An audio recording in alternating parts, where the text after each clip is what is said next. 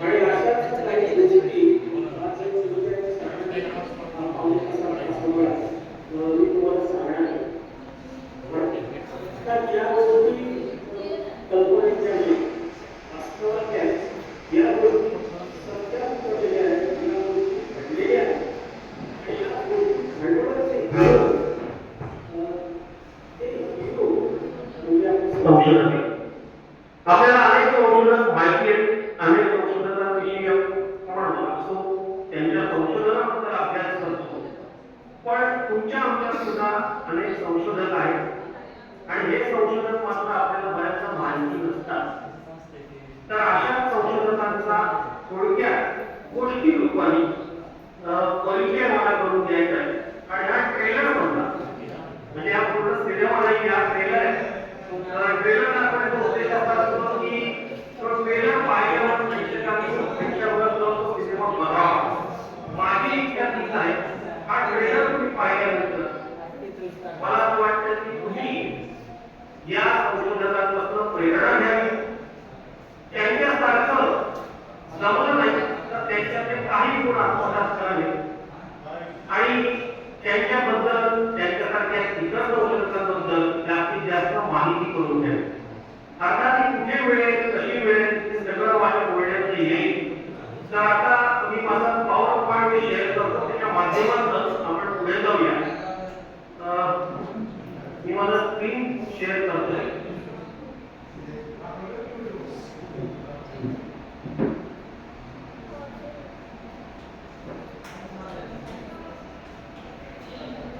माझं जे power point presentation आहे ते इंग्लिश मधनं आहे, पण त्यांनी काही फारसा फरक पडत नाही, कारण फारसा लेखन नाही आहे, ते समजण्यासारखं आहे. संशोधन तुमच्या लक्षात याचा अर्थ असा आहे की ग्रासरूट इनोव्हेशन आणि इनोव्हेटर्स. आपण इनोव्हेशन बद्दल अनेक ठिकाणी वाचतो, अनेक ठिकाणी ऐकतो, त्याच्याबद्दल अनेक चर्चाही करतो. पण इनोव्हेशन काय प्रकारचं असू शकतं आणि इनोव्हेटर्स इनोव्हेशन करण्यासाठी काय प्रकारची मेहनत घेतात याच्या सगळ्या गोष्टी आपण सगळेजण महाराष्ट्रात आहोत. आपण बीड जिल्ह्यात मुंबईच्या जवळ एक समर्पण शहर आहे डोंबिवली, तिथून बोलतोय. आपण महाराष्ट्रापासून सुरुवात करू, पण मी जवळपास सगळ्या देशाची तुम्हाला थोडक्यात सफर घडवणार. सुरुवातीला आपण पहिली जी गोष्ट आहे, पहिले जे इनोव्हेटर्स आहेत त्यांचं नाव आहे गोपाळ भिसे. आणि हे मूळचे पूर्वीचा अहमदनगर जिल्हा, म्हणजे आता अहिल्यानगर, ते अहिल्यानगरचे मुळात रहिवासी. आणि तुम्हाला त्यांचा फोटो कळता येईल, त्यांचं वय जास्त आहे, थोडेसे वयस्कर आहे. आता हा फोटो, त्यांचा जो फोटो आहे तो 2011 सालाचा आहे, म्हणजे त्याच्यानंतर आता 14 वर्ष पार झालेले आहेत. आणि या माणसाच्या वयावर तुम्हाला कल्पना आहे की त्यांचं पूर्ण आयुष्य कोणत्या तालुक्यात घडलं. ते ज्यावेळेला मॅट्रिक झाले, 10वीची परीक्षा, 10वी ते 11वी मॅट्रिक पास झाले, तेव्हा मॅट्रिक झाल्यावर सहज नोकरी मिळाली. मॅट्रिक झाल्याची नोकरी, आणि नोकरी कुठली, सर्वसाधारणपणे कोणतरी क्लर्क म्हणून सारखं म्हणून नोकरी असायची. पण गोपाळ भिसेंना हे मान्य नव्हतं. मॅट्रिकची परीक्षा उत्तम पास झालेले, सहज नोकरी मिळत होती. पण त्यांच्या डोक्यात एक वेळ होतं की आपण परंपरेने शेतकरी आहोत, मग आपण शेती करूया. निर्णय झाडाचा होता. आपल्या सगळ्यांना माहिती आहे की शेतकऱ्यांची परिस्थिती आता बदलत्या हवामानावर अवलंबून असते आणि शेतीचं फारसा फायदा होईल याची काही खात्री. पण गोपाळ भिसेंचं एक शेतीचं वेळ होतं आणि त्यांनी सांगितलं, त्यांनी ठरवलं की शेती सोडायची नाही. आणि मग त्यांची शेती होती, पण शेती अर्थातच काही फळदायी झाली नाही. शेतीवरचा जो एका उत्पन्न होतं ते कायमस्वरूपी मिळत नव्हतं. आणि मग शेतीचे काही कामाचे महिने सोडले तर कुठेतरी मोलमजुरी करायला लागली. बघा, मॅट्रिक झालेला माणूस आहे, पण शेती करण्यासाठी वेळा झालेला आहे, शेती सोडायची नाही असा असं शेतकरी आहे. आणि मग शेतीची कामं झाल्यानंतर उपजीविकेसाठी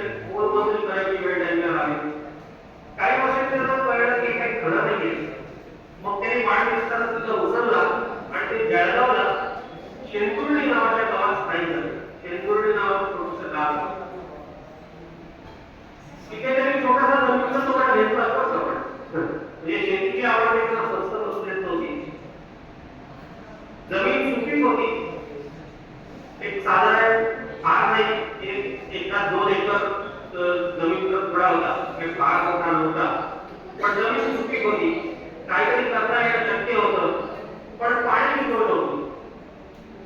यांनी आणि यांच्या बायकोने मिळून शेताच्या बाजूला चक्क विहीर काढली, दोघांनी मिळून विहीर काढली. सुदैवाने विहिरीला पाणी लागलं आणि त्याची शेती करायला सुरुवात झाली. पण हातात पैसा नव्हता. नांगरटीला तुम्हाला माहिती बैलजोडी लागते, वेळेला बैलजोडी मिळणं मुश्किल असतं आणि मिळाली तर ती चांगली मिळेल, आपल्याला हवे तितके दिवस मिळेल, त्या वेळ मिळेल हे खात्री नव्हती. अनेक बारीक बारीक असतील पण त्या मोठ्या होऊन आयुष्यात येत होत्या. आणि मग गोपाळजींनी विचार केला की दरवेळेला आपण दुसऱ्यावर बैलजोडीसाठी अवलंबून राहायचं कशा. गमत बघा, ते कुठेही विज्ञान येत नाही त्यांच्या आयुष्यात, तिथे कुठेही संशोधन येत नाही, कुठेही शास्त्रज्ञ शब्दाचा उल्लेख येत नाही. पण एक प्रश्न समस्या त्यांच्या आयुष्यातील समस्या सोडवण्यासाठी माणूस कसा विचार करत जातो आणि त्याच्यात तो कसा शास्त्रज्ञ बनतो याची गोष्ट आहे. त्यांच्याकडे सायकल होती आणि मग त्यांच्या डोक्यात कल्पना सुरू झाली, अरे बैलजोडीच्या ऐवजी आपण सायकलच नावाचा वापर करतात. काही जणांना कल्पना वेगळेपणाची वाटली. त्यांनी सायकलच्या मागच्या टोकाला काय नांगरासारखं जोडणी केली आणि त्यांनी एक नांगराला सुरुवात केली.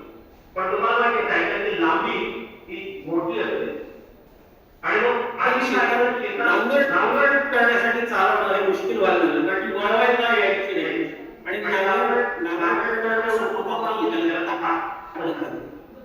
आता मग यांनी काय ठरवलं की गडबड कुठे होते की सायकलची लांबी मोठी आहे आणि मग त्यांनी अर्धी कल्पना केली. बघा गंमत.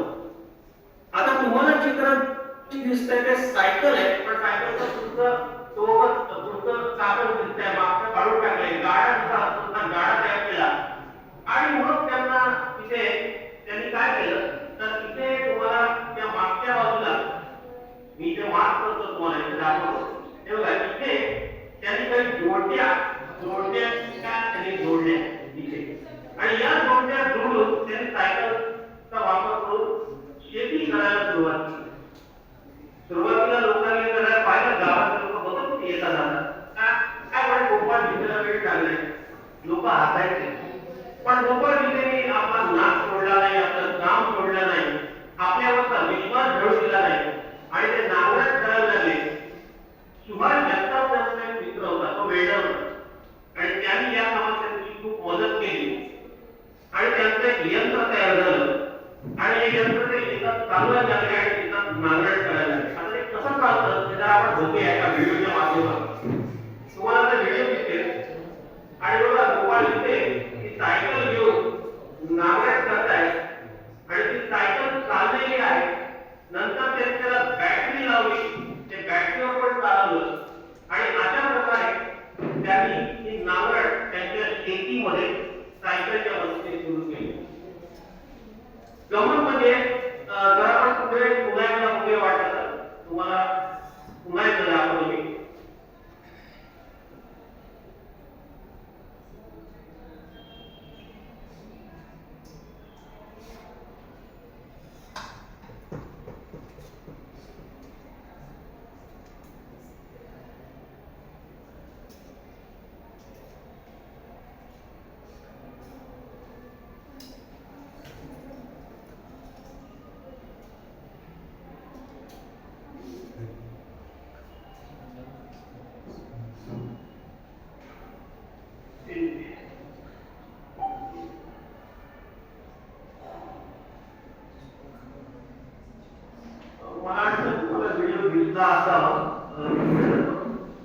मुद्दा हा आहे की यांनी दखल केंद्र सरकारने घेतली आणि या गोपाळ भिसेंना केंद्र सरकारतर्फे भारतात एक पेटंट मिळालं, त्यांच्या सायकलला पेटंट मिळालं आणि अब्दुल कलामांच्या त्यांचा सत्कारही झाला.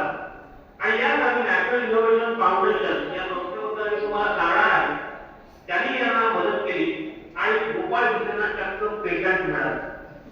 पेटंट तुम्हाला माहिती शास्त्रज्ञांना मिळतं, अर्थात गोपाळ भिसे शास्त्रज्ञांपेक्षा कमी नव्हते. त्यांनी त्यांच्या शेतीची समस्या सोडवली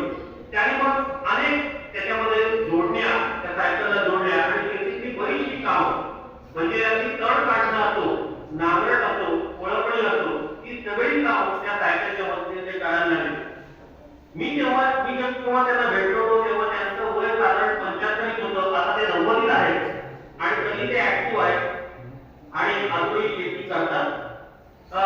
मला इथे एक गोष्ट सांगायची आहे की ज्या ज्या गोष्टी मी तुम्हाला सांगायच्या त्या सगळ्यांना मी भेटलेलं आहे, प्रत्यक्ष भेटलेलं आहे, त्यांच्या कामाची प्रत्यक्ष भेटून माहिती करून घेतलेली आहे, त्यांच्याशी मी बोललेलो आहे आणि म्हणून ते ऑथेंटिक केला म्हणून तसं हे काम तुमच्यासमोर मी सादर करणार आहे. आता ज्या सगळ्या घटना ज्या आहेत त्या साधारण 2000 ते 2010-12 या कालखंडाचे आहेत, पण त्या जरी म्हणजे कालानुसार त्या जुन्या वाटत असत्या तरी यांचं काम आणि त्यांचे गुण मात्र आपल्याला नेहमी प्रेरणा देतात. मी तुम्हाला पुढच्या आपल्या गोष्टीकडे घेऊन जाणार आहे आणि थेट आपण केरळमध्ये जाऊया. महाराष्ट्राचं कोट्यायम जिल्ह्यामधला हा तरुण मॅथ्यू नावाचा आणि त्यांनी केलेलं एक यंत्र तुम्हाला दिसतंय वस्तुनिष्ठ केली माझी गमत अशी आहे की हा मॅथ्यू खटपट्या होता. आपण बघतो की अनेक मुलांना काय काय करायला आवडतं, तुमच्यापैकी अनेक जण असतील की जे खटपट करत असतात, काहीतरी यंत्र तयार करत असतात, काहीतरी मॉडेल तयार करत असतात. तसा हा मॅथ्यू लहानपणी त्याचा एक छंद होता आणि तो छंद ऐकून तुम्हाला कदाचित हसायला एक गंमत वाटेल. त्याचा छंद होता की त्याचा उंदीर पकडायला आवडायचा. तो हा उंदीर पकडायचा, उंदीर दिसला त्याच्या मागे जायचं आणि उंदीर पकडायचा हा त्याचा छंद होता. पण या छंदात त्यांनी वेगवेगळ्या प्रकारचे ट्रॅप उंदीर पकडण्यासाठी वेगवेगळ्या प्रकारचे ट्रॅप तयार करायला सुरुवात केली आणि कदाचित बाळाचे पाय पाण्यात दिसतात तसं आपण म्हणतो त्याप्रमाणे जेव्हा त्याचं कॉलेजचं शिक्षण झालं, संभार झालं, थोडंसं विज्ञान कार्य झालं, तेव्हा त्यांनी मशीन तयार केलेलं आहे आणि हे मशीन काय करतं ते डाग मारतं. आता हे मशीन कसं काम करतं आणि काय थोडक्यात त्याची ओळख करून देतो. तुम्हाला दिसतं इथे उजव्या बाजूला दिसतात आपला घरात जसा मिक्सर असतो ना तशा आकाराचं साधारण मशीन आहे. हे कोणत्याही चांगल्या विजेची गरज लागत नाही, बॅटरीची गरज लागत नाही आणि हे त्याचं मशीन आहे. आता करायचं काय तर मॅथ्यू असं म्हणतो की तुम्ही डाग तिथे तयार होतात, डागांची उत्पत्ती होते, डागांचा जन्म तिथे होतो, त्याचा स्रोत आहे जो डागचा जन्माला येऊन बाहेर पडणार आहे तिथेच तुम्ही नेमका वर्मावर धाव घाला आणि तिथेच त्या डागाला पकडा, म्हणजे ते तुमच्या घरात जायचा प्रश्न नसतो. आता त्यांनी काय केलं बघा, हे जे मशीन आहे मिक्सर करतं त्याला वापरून हा एक पाईप लागेल, हा पाईप इथे पाईप उत्पन्न दिसतो. हा जो पाईप आहे हा पाईप जिथे डाग गटारामध्ये असतील, दुवेट टँकमध्ये असतील तिथे मोठ्या प्रमाणात तयार होतो. तर त्या ठिकाणी तो डाग तो पाईप तिथे जोडायचा आणि या पाईप मधनं तो जो दुवेट मधला जो गॅस आहे पर्टिक्युलरली मिथेन असतो, त्यात कार्बन डायऑक्साईड पण असतो, मिथेन असतो, हा सगळा गॅस या पाईपातून येऊन आत शिरतो. आता पाईपातून आत शिरलेला जो गॅस आहे तो थेट तिथे वरती येतो, आपल्या डोक्यावर वरती येतो आणि काय होतं या मशीनच्या पुढच्या भागात इथे भोक आहे. आता हा वायू इथे आतमध्ये गेलेला आहे, हा पाईप मागचा बघा तिथे ड्रेनेज मध्ये टाकलेला आहे आणि या भोकातनं हा आतमध्ये शिरलेला वायू हळूहळू बाहेर येतो. हा जमा झालेला वायू दुसऱ्या भांड्यामध्ये हळूहळू तो वायू इथून बाहेर पडतो, म्हणजे या मागच्या पाईपातून तो आत शिरतो आणि पुढच्या पाईपातून किंवा पुढच्या भोकातनं बाहेर पडतो. आता हा वास डासांना आकर्षित करतो आणि हे सगळे डास जे आहेत ते डास या भोकाच्या दिशेने धावायला, या भोकाच्या दिशेने आकर्षित होतात, गॅसच्या दिशेने गॅसकडे आकर्षित होतात.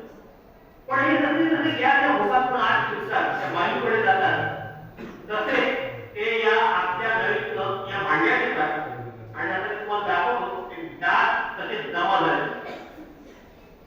इथे तुम्हाला दिसतं या चित्रामध्ये हे बघा, इथे डास जमा व्हायला लागलेले, इथे डास जमा झाले, भरपूर डास तुम्हाला इथे दिसत आहेत. तर हळूहळू हे सगळे डास आतमध्ये जमा होतात पण त्यांना बाहेर यायचा मार्ग काही मिळत नाही आणि ते आतमध्येच राहतात. आता हे यंत्र उघड्यावर दिवसा ऊन असतं आणि ग्रीन हाऊस इफेक्ट तुम्हाला माहिती आहे, हरितगृह परिणाम, त्यामुळे आतमध्ये उष्णता कोरली जाते, आतमध्ये तापमान वाढतं आणि आपोआप डास मरतात. तर आता हे साधं यंत्र आहे, हा एक ट्रॅप आहे, पण या यंत्राचं पेटंट मॅथ्यूला आहे आणि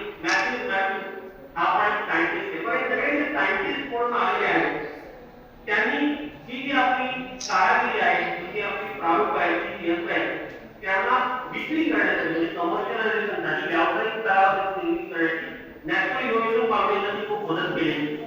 म्हणजे भोपाळ जिथे पण सायकल विकत होते आता ते वयोमान ते करत नाही पण 2,500 ते सगळ्यात मोठी सायकल विकत होते. तसं ते मॅक्सिम मॅकेने ही यंत्र विकायला सुरुवात केली. तुम्ही या वेबसाईटवर जाऊ शकता. ही वेबसाईट आहे आणि या वेबसाईटवर या सगळ्या यंत्राची माहिती दिली आहे. आणि अजून काही फ्लाय याच्या पण अशाच पद्धतीचा तयार केलेला आहे नुकताच. तर या वेबसाईटवर तुम्ही जाऊन मॅपिंग बद्दल त्याच्या इनोव्हेशन बद्दल या यंत्राबद्दल आणि जर तुम्हाला यंत्र विकत घ्यायचं असेल तर त्याच्या किमतीबद्दल कसं घ्यायचं या सगळ्यावर इथे बघू शकता. ही एक लिंक आहे जे आपण बघूया कसे आपण ज्याला ती लिंक चालू करतो.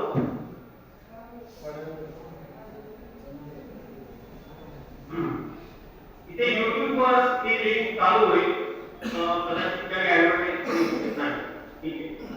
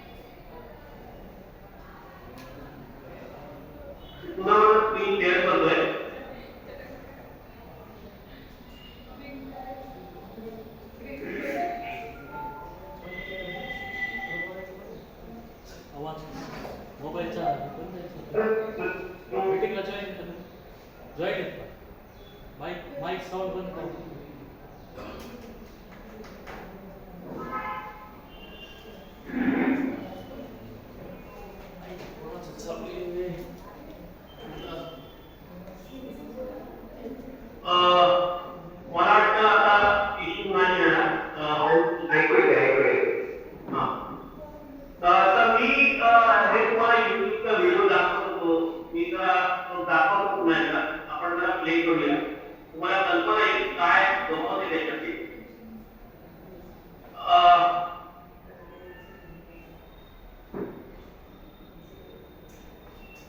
थोडं मी स्क्रीन मोठा करतो. आता हे डास तुम्हाला आणि डास पकडले गेलेले या वस्तूला. तर तुमच्यामध्ये आवाज जरा बंद करा. वर्गाचा आवाज जरा बंद करा.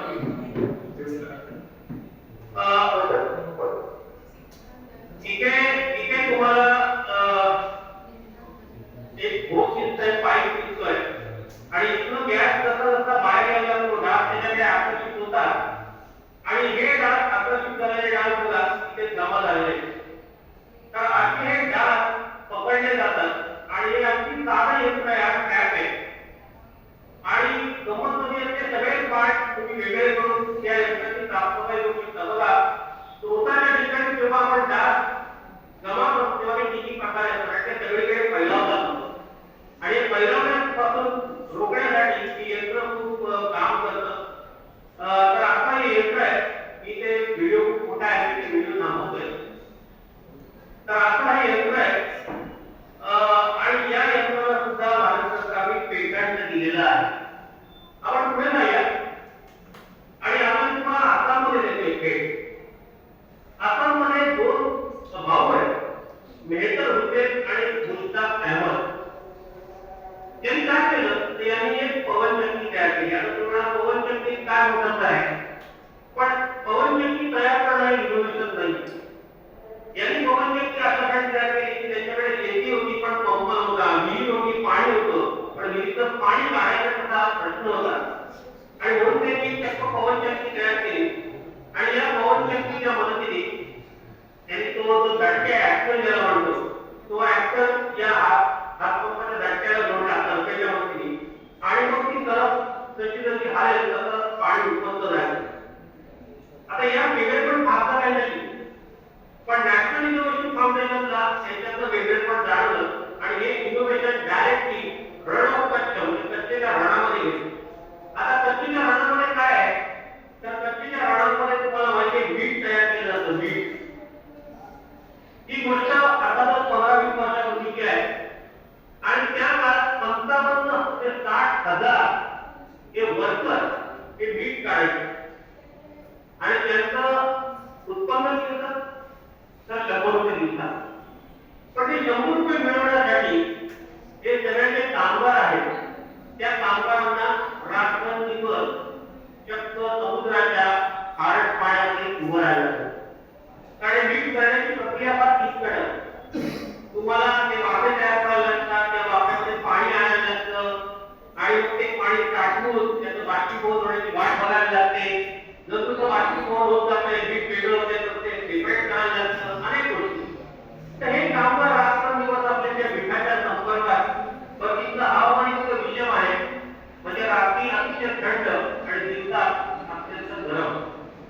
रात्री हाडा ओढणारी थंडी आणि दिवसा अंग जाळणारा ऊन आणि त्यातनं खारट वाऱ्याचा तडाखा मिठाच्या पाण्यात उभं राहायचं आणि हे वर्षानुवर्ष करत आल्यामुळे मीठ इतकं शरीरामध्ये शोषून घेतलं गेलं आणि या कामगारांची व्यथा अशी होती की मृत्यूनंतर सुद्धा त्यांचे मागचे संस्कार केले जायचे किंवा त्यांचं प्रेम पूर्णपणे जाळायचं नाही.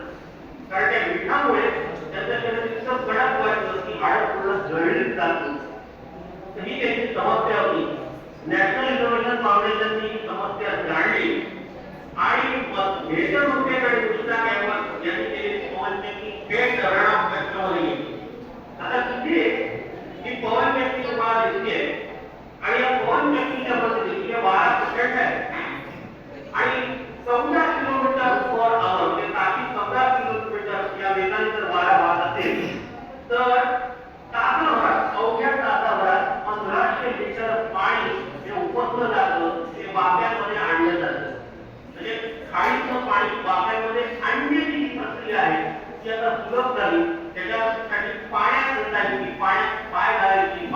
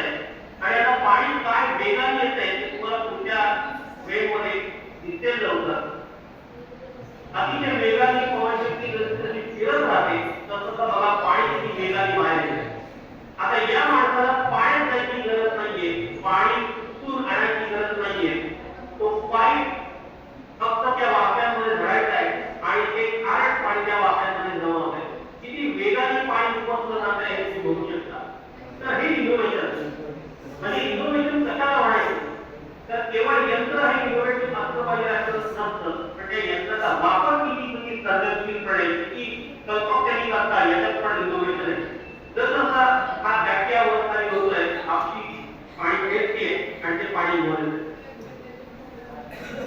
आपण आसाममध्ये आता बघूया, एक कनकदास नावाची एक व्यक्ती आहे. मोरीगाव जिल्ह्यामध्ये कनकदास हे आसाममध्ये एक व्यक्ती आहे आणि तुम्हाला एक सायकल दिसते.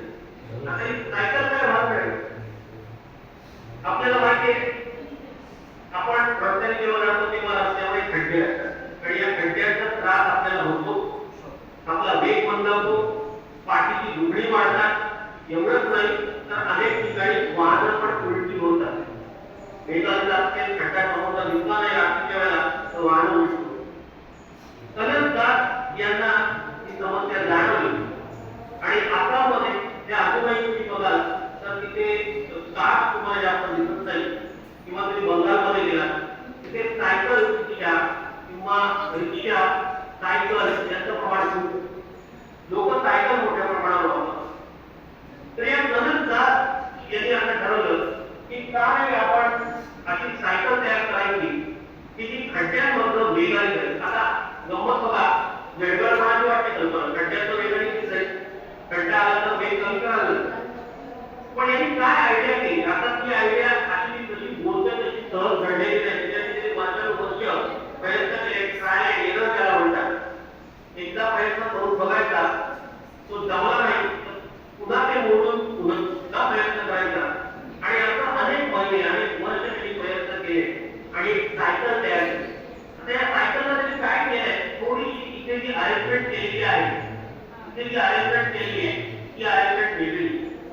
त्यांनी इथे 6 स्प्रिंग लावलेले आणि या 6 स्प्रिंग त्याची जोडणी त्यांनी मागच्या चाकाला केली. ते तुम्हाला धक्का दिसतोय की मागच्या चाकाला त्या 6 स्प्रिंगची जोडणी केली आणि त्या स्प्रिंगला जोडलेला अजून एक दांडा त्यांनी या स्प्रिंगला लावलेला. आता तुम्ही जर सायकल चालवली असेल, तुम्हाला कल्पना आहे सायकल जेव्हा खड्ड्यात जाते तेव्हा आपण ते वर खाली होतो, एखादं वाहन खड्ड्यात जाताना वर खाली होते, हे आपल्याला धक्का बसतो. आता हा जर इथे जाणवतो, या स्प्रिंगवर जाणवतो, इथे जाणवतो. आता गंमत अशी आहे, जेव्हा ही सायकल खड्ड्यात जाते तो खड्डा त्याचा वर म्हणजे खोलवरपणा, उंचपणा हा जो आहे तेव्हा तो या चाकाला पहिल्यांदा जाणवणार आहे. तो धक्का जो आहे तो या स्प्रिंगला मिळणार आहे आणि स्प्रिंगमुळे इथे तो धक्का मिळणार. आता गंमत अशी या स्प्रिंगमुळे होते की हा धक्का उचलून घेतला एवढंच चालेल तरी स्प्रिंग जशी कॉम्प्रेस म्हणजे त्याला संकुचन म्हणतात किंवा कॉन्फिडन्स म्हणतात, जशी ती आकुंचित पावते आणि पुन्हा प्रसरण पावते तेव्हा त्या चाकाचा स्पीड वाढतो. आणि म्हणूनच कनकदास यांनी जी सायकल तयार केली, सायकलमध्ये जे मॉडिफिकेशन केलंय त्याच्यामुळे खड्ड्यात जाताना सायकलचा स्पीड वाढलेला दिसतो, तो कमी होतो. आता याचा विश्वास कसा ठेवायचा, म्हणून ही सायकल IIT गुवाहाटीमध्ये परीक्षणाला दिली. IIT गुवाहाटीच्या शास्त्रज्ञांनी याचं परीक्षण केलेलं आहे आणि त्यांनी एक सर्टिफिकेट प्रमाणपत्र दिलं की नाही बरोबर की यंत्रणा त्यांनी बनवलेली काम करते आणि खड्ड्यात जाताना आपल्याला धक्का बसत नाही आणि त्याशिवाय सायकलचा वेगवेगळी वाढतो. ते होतं ना, त्या छोटासा व्हिडिओ आपण तयार करतो. मोरीगाव निश्चितमधलं मोरी हिरा गाव हे छोटंसं गाव आहे आणि त्याच्यात ते कनकदास बघा ऑफिसला चाललेले सायकलने चाललेले, त्यांची सायकल आहे आणि ते तुम्हाला सायकल दाखवत आहेत. काय सायकल आहे, इथे ज्या 6 स्प्रिंग त्यांनी जोडलेले आहेत खाली आणि तो जो दांडा आलेला आहे तो बघा ते स्पीड लावतो. हा जो दांडा खालती गेला तर तो तिथे 6 स्प्रिंग त्याची यामधल्या 3 त्यामधल्या आहेत, खालती तुम्हाला स्प्रिंग दिसत आहे आणि तिथून तो ती यंत्रणा मागच्या चाकाला जोडली. तेव्हा या स्प्रिंग आहे. आता जेव्हा खड्ड्यात जेव्हा सायकल जाते तेव्हा तो धक्का स्प्रिंगला पहिल्यांदा मिळतो आणि तिथे गिअर लावलेले आहेत. त्या गिअरमुळे मागच्या चाकाचा वेग तो वाढतो आणि आपल्याला स्पीडला मग धक्का बसत नाही. आता तुम्ही बघा, जेव्हा सायकल जाते खड्ड्यात तेव्हा ती अतिशय वेगाने जाते. अशी सायकल तयार केली. या सायकलचा सुद्धा त्यांना पेटंट मिळालेला आहे आणि अतिशय खडतर प्रवास आहे कनकदास यांचा खडतर. लहानपणी त्यांचे वडील वारले आणि आई त्यांना मोठं केलेलं आहे, पण तरी सुद्धा त्या जिद्दीने त्यांनी काम करून पेटंट मिळवलं. मी आता तुम्हाला तामिळनाडूमध्ये नागराजन नावाचे एक गृहस्थ आहे, मदुराई जिल्ह्यात सुशीलापट्टी नावाचं एक गाव आणि तिथे नागराजन राहतात. यांचा व्यवसाय काय केला तर तांदूळ काढण्याचा व्यवसाय. म्हणजे तांदूळ जे शेतकरी आहे ते तांदूळ घ्यायचे किंवा त्याचे पोहे बनवायचे, त्याच्या गिरण्यावर वडिलोपार्जित व्यवसाय होता. पण जसं शेतीमध्ये उत्पन्न कमी व्हायला लागलं तसं त्यांच्या गिरणीमध्ये जो तांदूळ घ्यायला लागला त्याचं प्रमाण कमी व्हायला लागलं. हळूहळू अशी परिस्थिती झाली की जगण्यासाठी पुरेसे पैसे मिळणार आणि गिरणी बंद करायची वेळ. मग काय करायचं? इकडे तिकडे काम करायला सुरुवात झाली तर एका लोणचं बनवणाऱ्या लघुउद्योजकाने त्यांना एक ऑफर दिली. म्हणाले तुम्ही मला एक असं मशीन करून द्या की त्या मशीन मला उपयोगी पडते. आता लोणचं बनवण्यासाठी तुम्हाला माहिती की मसाले तयार करावे लागतात. आता तुम्हाला काही लिंबू असेल, आंबा असेल, दही असेल, त्या पोळी करायला. आता त्या गोष्टी त्यांनी विचार करायला सुरुवात केली. त्यांना तांदळाची गिरणी कशी चालते याचं ज्ञान होतं, म्हणजे थोडंसं मेकॅनिकचं ज्ञान होतं. आणि मग त्याच्या गोष्टी प्रयत्न केले आणि त्या प्रयत्नातच त्यांनी तयार केलं लसूण तोडण्याचं यंत्र, गार्लिक फिलिंग मशीन. तुम्हाला यंत्र आता दिसतंय आणि लसूण तोडणं हे किती अवघड आहे तुम्हाला माहिती आहे. कदाचित आपले जे विद्यार्थी आहेत, विद्यार्थ्यांना जास्त कल्पना असेल. ज्या विद्यार्थ्यांना कल्पना असेल आज संध्याकाळी लसूण तोडायचा प्रयत्न करा आणि लसूण तोडणं किती अवघड जातं तुम्ही बघा. थोड्याच वेळात तुम्ही कंटाळा. पण हे जे मशीन आहे ते एका तासात 200 किलो मशीन तोडून देतं. असं मशीन या नागराजन यांनी तयार केलं आहे. आता या मशीन चालतं कसं? आता ते आम्ही पहिली आवृत्ती त्याला म्हणतो तशी आवृत्ती आहे. नंतर त्यांनी मॉडिफिकेशन केले. इथे तुम्हाला एक मॉडेल दिसतंय बघा. जसं पिठाच्या गिरणीमध्ये मॉडेल असतं तसं इथून लसूण आतमध्ये टाकलं जातो. लसूण फक्त आत टाकायचा आणि इथे जी खिडकी आहे तिथून सोललेला लसूण बाहेर येतो. हा जो वेट आहे वरती, हा पाईप तिथं टर्बल बाहेर येतो. असं हे मशीन. आता तुमच्या मनात म्हणजे प्रश्न असेल की मशीन मधनं सोलला गेलेलं लसूण त्याचे तुकडे होणार. तर गंमत अशी या मशीनचं वैशिष्ट्य असं आहे, त्याचा मेकॅनिझम आहे की अख्खाच्या अख्खा लसूण सोललेला तुम्हाला या मशीन मधून मिळतो आणि कार्यक्षमता किती आहे तर एका तासामध्ये 200 किलो लसूण. बघूया आपण त्या लसणाचं कसं यंत्र काम करतं. बघा हे नागराजन आहे आणि ते अगदी पहिलं ते एक्झॉस्ट आहे आणि तुम्हाला म्हणजे ते लसूण टाकतायत बघा. या मॉडेलमध्ये लसूण त्याने टाकलेलं आहे आणि जसं जसं लसूण ते टाकतायत तसा सोललेला लसूण या खिडकीतून बाहेर येतो. हा बघा सोललेला लसूण बाहेर ते टर्बल वरच्या वरती बाहेर फेकली जात आहे आणि या सोललेला लसूणाला ते दाखवत येतो. हा बघा अगदी तुकडे न होत झालेला सोललेला लसूण तुम्हाला या यंत्राने मिळतो. आता ही पुढची आवृत्ती म्हणजे त्याच्यात काय सुधारणा होत गेल्या आणि पुढची आवृत्ती आहे. आणि नागराजन आता हे यंत्र वेगवेगळ्या मसाले तयार करणाऱ्या कंपन्यांना पुरवतात. म्हणजे आता त्यांचा व्यवसाय बनतो. या यंत्रातही त्यांच्याकडे पेटंट आहे. जसं मी तुम्हाला मगाशी सांगितलं की केवळ लसूण तोडण्यासाठी नाही तर अनेक गोष्टी करण्यासाठी यांनी यंत्र बनवलेलं आहे. अजून एक यंत्र त्यांनी बनवलंय ते म्हणजे लिंबू कापण्याचे यंत्र. आणि एका तासामध्ये 450 किलो लिंबू कापले जातात. बघा आपल्याला माहिती आहे मोठ्या प्रमाणावर लग्न समारंभ असतात आणि ते मसाले लागतात, ते लिंबू लागतं आणि त्याच्या ठिकाणी हे अतिशय उपयोगी आहे. 450 किलो लिंबू एका तासात कापून देणारे मशीन आहे. बघूया आपण ते मशीन कसं काम करतं. आणि त्यात लिंबाच्या व्यवस्थित पोळी होतात. बघा लिंबू ही टाकली जात आहे आणि ही लिंबू लेट कसा आणि कापली जातात त्याच्या पोळी होतात. रस नाही करत, पोळी होतात आणि या पोळीवर आपण छान जशा आपण कापून इथून पोळी करू तशा पोळी या मशीनच्या साह्याने लिंबाच्या तयार होतात. एका तासात 450 किलो लिंबू कापून तुम्हाला तयार मिळतात. या यंत्राचेही पेटंट नागराजन यांना आहे आणि तुम्हाला यंत्र बघून पण कल्पना आली असेल यंत्र तयार करणं हे दिवसाचं काम नाही, एका वर्षाचं काम नाही, त्याच्यासाठी काय मेहनत लागते. पण हे नागराजन यांनी केलं. ते कुठल्याही इन्स्टिट्यूट मध्ये लोक नाहीये पण पण त्यांनी शास्त्रज्ञाचं काम करतात.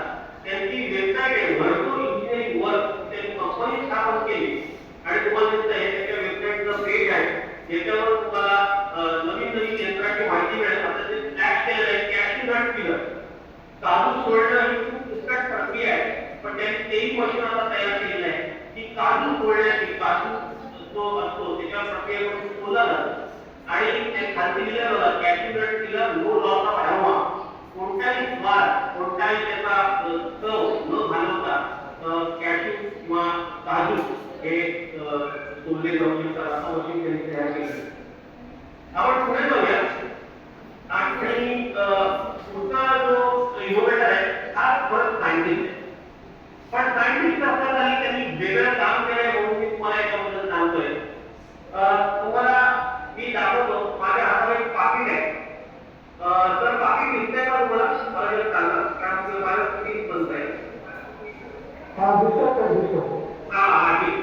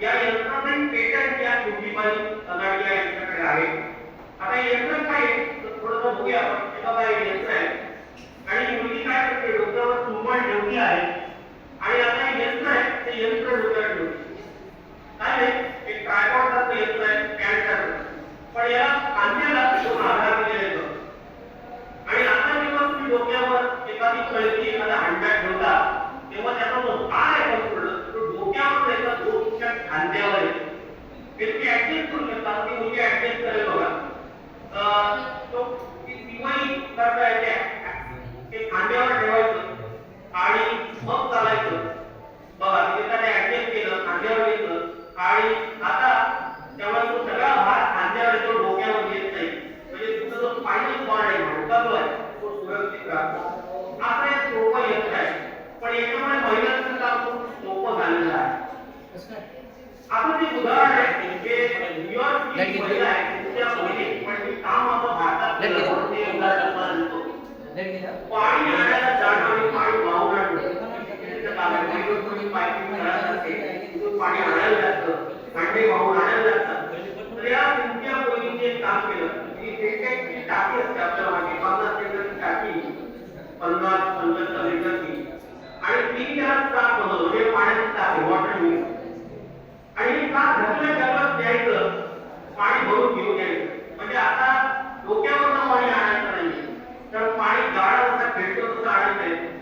चालायला लागतं, ओझं घेऊन चालायला लागत नाही आणि बरोबर चालता येईल. त्यामुळे तो गाडा कसा फिरतो तसं पाणी मिळून त्या पुढे पुढे जातं. रोलर त्याला आपण क्रिकेटच्या ग्राउंडवर रोलर फिरवताना बघतात तुम्ही, तर तशा पद्धतीने पाणी आणलं जातं आणि तुम्हाला दिसतंय की ही जी तुमच्या कोयली आहे ती वेबसाईटची दाखवी तुम्हाला त्या संस्थेतर्फे ते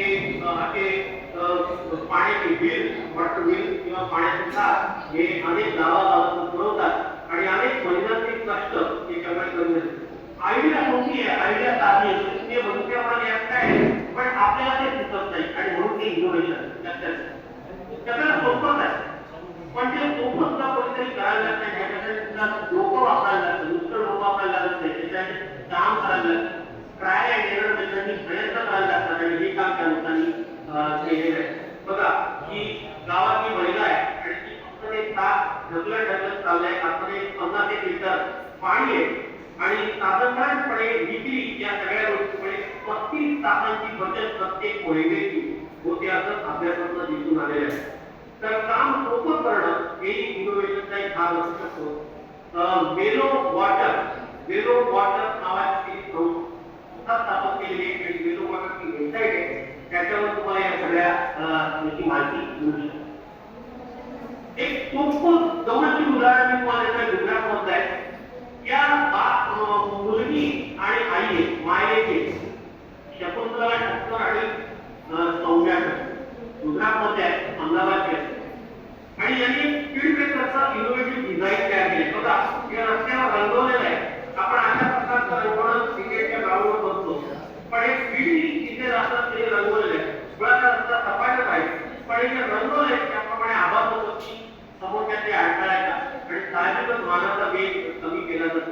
तर असं हे इनोव्हेटिव्ह डिझाईन त्यांनी ड्रॉइंग स्पीड ब्रेकरचं केलं. गुजरातमध्ये काही ठिकाणी वापरलं जातं.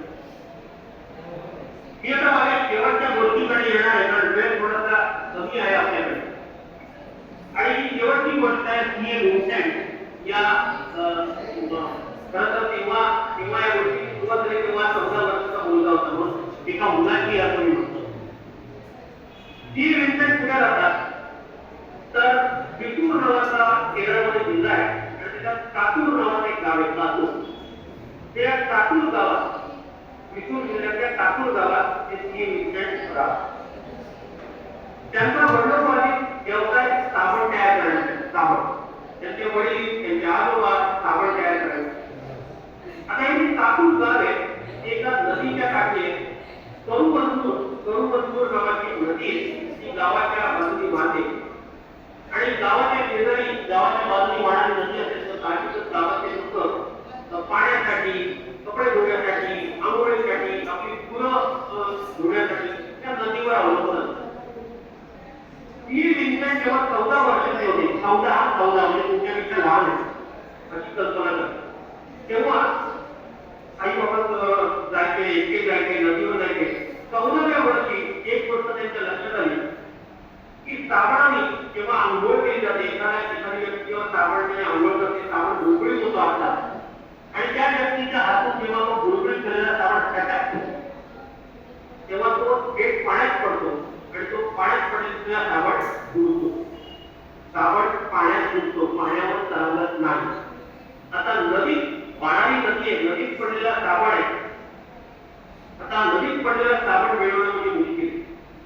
आता या 14 वर्षाच्या मुलाच्या डोक्यात एक आयडिया आली, असं नाही करता येणार की जो साबण नदीच्या पाण्यावर कोणत्याही पाण्यावर तरंगतो असा साबण एका तयार करता येणार. अशी एक कल्पना या 14 वर्षाच्या मुलाच्या डोक्यात आली.